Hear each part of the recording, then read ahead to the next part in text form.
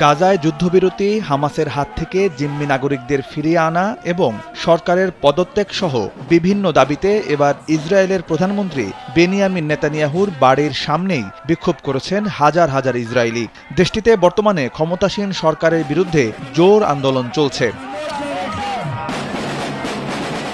সোমবার নিজেদের দাবি নিয়ে হাজার হাজার ইসরায়েলিকে রাস্তায় নামতে দেখা যায়। বিক্ষোভটি রাজধানী তেল আবিবের প্রধান সড়ক প্রদক্ষিণ করে একসময় প্রধানমন্ত্রী নেতানিয়াহুর বাড়ির সামনে জড়ো হয় এবং সেখানে তাদের দাবি দাওয়া পেশ করেন বিক্ষোভকারীরা। এরপর পরিস্থিতি উত্তপ্ত হয়ে উঠলে তাদের দমনে কঠোর পদক্ষেপ নেয় পুলিশ। এ সময় জলকামান ব্যবহার করে বিক্ষোভকারীদের ছত্রভঙ্গের চেষ্টার পাশাপাশি গ্রেপ্তার করা হয়েছে অন্তত ৮ জনকে।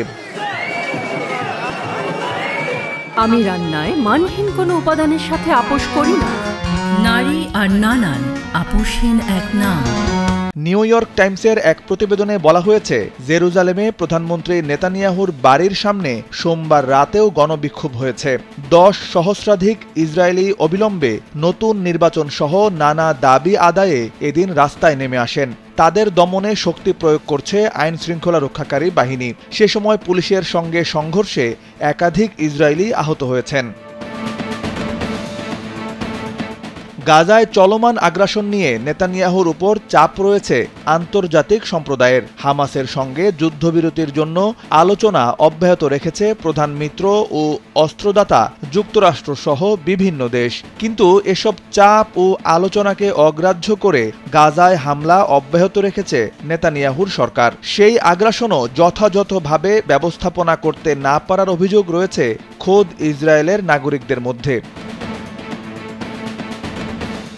তবে বিক্ষোভকারীদের দাবি, গাজায় হামলা বন্ধ করে হামাসের সঙ্গে একটি সমঝোতার মাধ্যমে জিম্মি ব্যক্তিদের অক্ষত অবস্থায় ইসরায়েলে ফিরিয়ে আনা।